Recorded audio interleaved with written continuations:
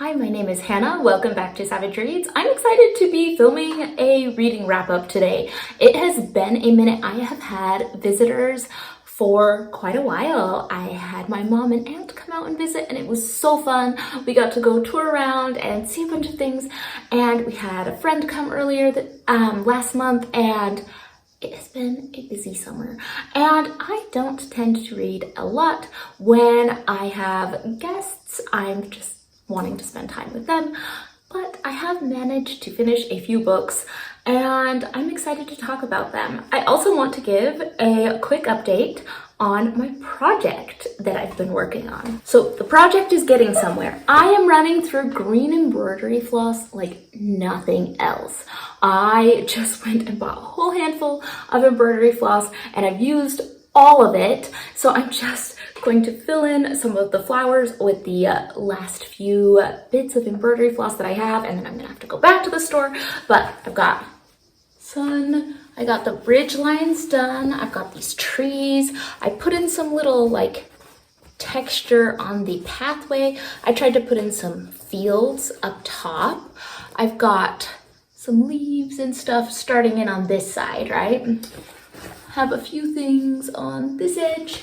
Then over here, I've really filled in most of this edge. So, still have a little bit of space that I need to go into. Scale is all over the place, but I'm not gonna fuss about that because I'm just enjoying it, trying different textures, just putting what I feel like in the different parts on this project.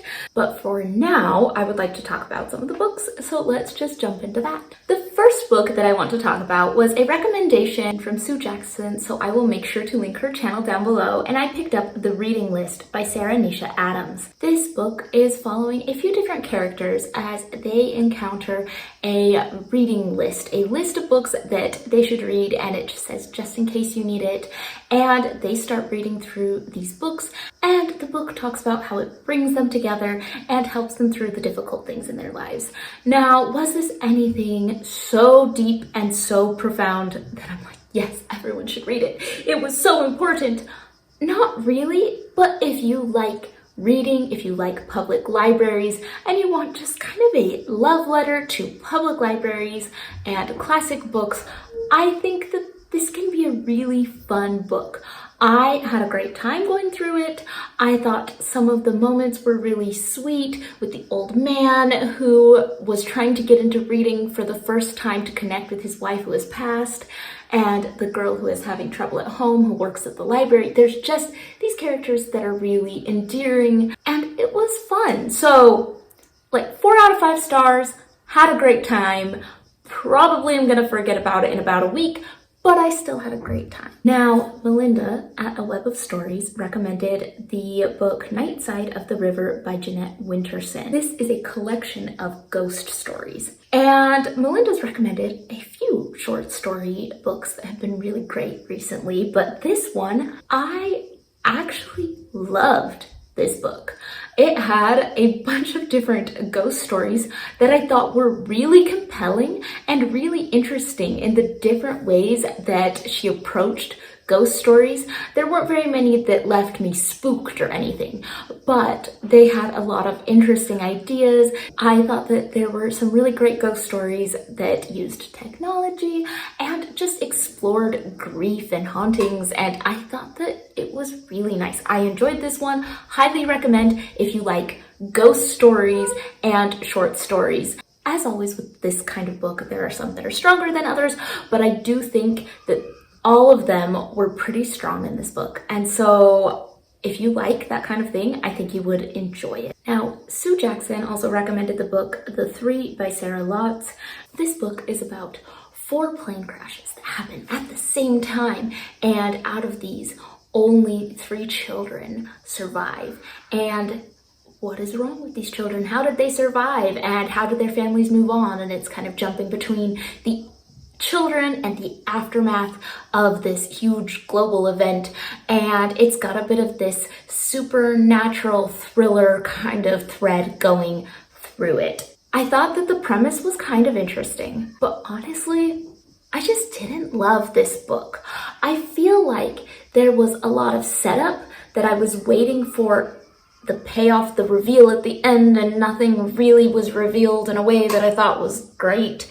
I just didn't get it, which is too bad. I read another book earlier in the summer that was called Drowning, and it was about another plane crash, and I thought that that one was better on the two books I've read this summer about plane crashes. I thought that this one just didn't have a payoff and was kind of boring. I kept waiting to be actually spooked by something that these children were doing, or actually feel that sense of intensity or fear, and I think it was set up that it should be happening, but I could not feel any of those emotions, and I just wanted to be more engaged. On a thriller, I want to not put it down, and this one, I just made it to the end because I wanted to know what happened, and then I was disappointed by it. This is one where I wish I hadn't tried to hang on to the end to get the payoff. I wish I had just given up earlier, and I probably would have been happier. On the advice of my sister, who is so smart and studied linguistics in school, she recommended that I read the book Wordslut, A Feminist Guide to Taking Back the English Language by Amanda Montell. This is going through some of the history of language and how it has developed over time, how words are different based on who is speaking them, and how words are gendered in different ways. And I thought that there were so many interesting aspects and things to think about with this. I think this book would be something fun for a book club because there are so many interesting discussion points. For me, I kind of wish that the author had gone into more depth on the history and the development of some of the language things. I would have found that very interesting, and I think this stayed a little more surface level, which was fine, but I did want a little more at times from the book. But it had so many interesting things and so many things that I recognized in my own patterns of speech. It was really interesting to recognize some of those parts of speech and see why they're useful and why I speak the way I speak, why other people may speak the way they speak. I thought that there were so many interesting things, and to make decisions about what kinds of words you use and how you use them. This was really fascinating for that. She brings up, for example, that when you are in a group, a lot of times there are parts of language that women use to keep a conversation going and flowing more easily that men may not use as often. And I recognized a lot of those in my own speech patterns. For example, I may turn to someone and say something along the lines of, "You went to that concert last summer, didn't you?" And it's not because I don't remember or I just need a yes or no answer. It's because I'm trying to group somebody into a conversation, right? And recognizing those parts of speech and how they can be really useful and how you can get power from the way that you use words. I liked that she went through a lot of the things that as women, a lot of times we're told not to say. We shouldn't be saying like all the time. We shouldn't be apologizing. We shouldn't be doing such and such. And she talked about how a lot of times those are actually important things that we have developed in order to make our conversations flow, in order to promote connection and understanding. And so we don't need to feel bad about some of the patterns of speech that we have, which I think it's great for that. If all this book does is tell you that the way you're speaking you don't need to be ashamed of, then that's great. But I think there were a lot of interesting facets to this. There is an entire chapter devoted to how to swear and different swear words that the author likes. So if you are offended by that kind of language, you probably won't like this, but is that a surprise when the title is called Wordslut? I don't know.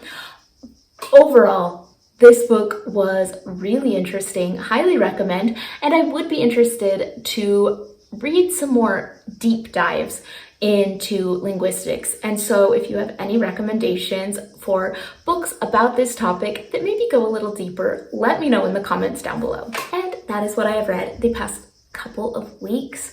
I am getting back into a normal schedule. School is starting in a couple weeks, and my reading wrap-ups will probably go back to being a little more regular, which I am excited about. So if you have any thoughts on these books, let me know in the comments down below, and I will see you all on the next one.